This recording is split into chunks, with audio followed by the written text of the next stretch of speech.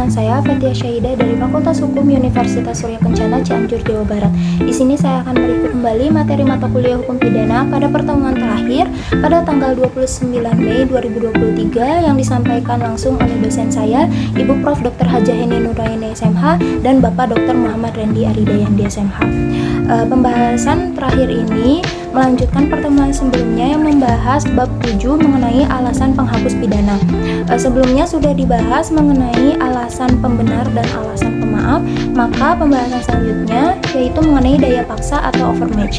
Daya paksa ini diatur dalam pasal 48 KUHP, tetapi tidak memberikan pengertian, karena itu harus dicari dalam MVT yang menjelaskan bahwa daya paksa adalah setiap kekuatan, setiap paksaan, setiap tekanan yang tidak dapat ditahan.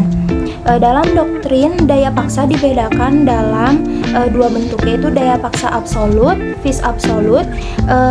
Daya paksa ini sama sekali tidak dapat ditahan secara fisik maupun psikis. Sedangkan yang kedua yaitu ada daya paksa relatif atau vis kompulsif. Daya paksa ini masih dapat ditahan dengan berbuat lain, tetapi yang bersangkutan tidak melakukan perlawanan sehingga tidak perlu dilawan. Daya paksa ini dibagi menjadi 3 bentuk. Yang pertama ada pertentangan antara dua kepentingan hukum, contohnya Ares Papan Hernandez. Yang kedua ada pertentangan antara kepentingan hukum dan dengan kewajiban hukum, contohnya Optician Ares 1932. Dan yang terakhir ada pertentangan antara dua kewajiban hukum, contohnya dipanggil untuk menghadap kedua tempat pengadilan yang berbeda dalam waktu yang bersamaan. Pembahasan selanjutnya mengenai bela paksa atau nodware. Bela paksa nodware ini diatur dalam pasal 49 ayat 1 KUHP yang disebut alasan penghapus atau peniadaan pidana. Syarat-syaratnya yang pertama ada perbuatan harus terpaksa dilakukan untuk pembelaan yang sangat perlu karena tidak ada jalan lain. Yang kedua ada perbuatan tersebut dihukum karena ada serangan yang sekonyong-konyong dan mendadak dan seketika itu juga.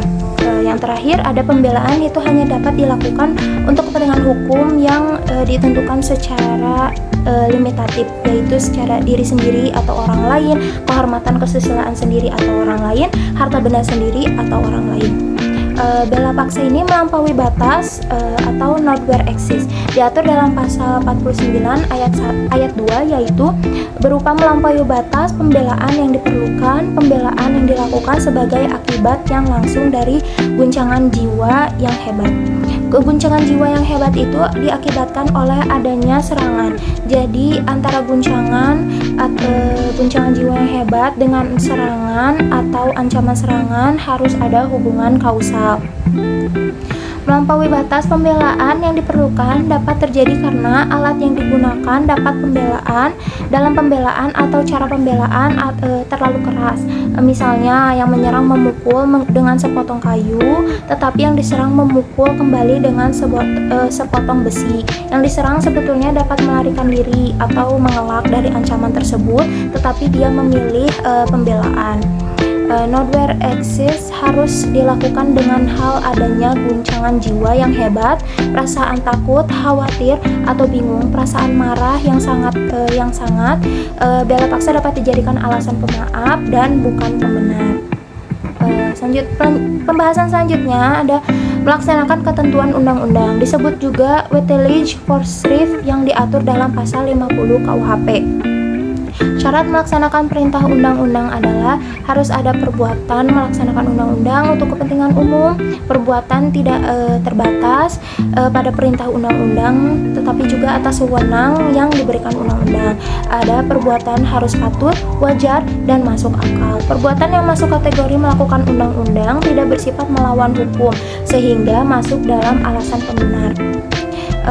Pembahasan selanjutnya ada melaksanakan perintah jabatan, disebut juga Abtelich Bevel yang dibedakan dalam 2, yaitu melaksanakan perintah jabatan sah pasal 51 ayat 1 KUHP. Selanjutnya melaksanakan perintah jabatan yang tidak sah pasal 51 ayat 2 KUHP, seperti kasus yang sedang ramai kemarin. Seseorang yang melaksanakan perintah jabatan yang sah, perbuatannya dianggap tidak melawan hukum sehingga perbuatannya tidak dapat dipenjara. Sedangkan yang perintah jabatan yang tidak sah maka harus dihukum. Perintah jabatan dianggap sah apabila yang pertama ada hubungan jabatan antara yang memerintah dengan yang diperintah. Yang kedua ada kewenangan yang memberikan perintah harus sesuai dengan jabatan yang bersifat hukum publik. Selanjutnya ada perintah jabatan yang diberikan harus termasuk dalam lingkungan kewenangan jabatan. Pembahasan terakhir yaitu ada alasan penghapus di luar undang-undang, terdiri dari dua, yaitu diatur dalam jurisprudensi, yaitu fungsi negatif dari sifat melawan hukum material, yaitu arest dokter hewan. Yang kedua tidak ada kesalahan sama sekali. Selanjutnya yang kedua itu ada menggunakan alasan pembenar, yaitu hukum disiplin.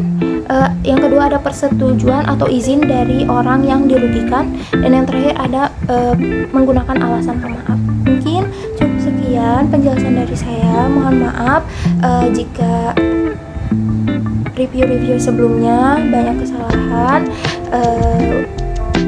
karena saya juga masih dalam tahap pembelajaran. Sampai jumpa di video-video selanjutnya.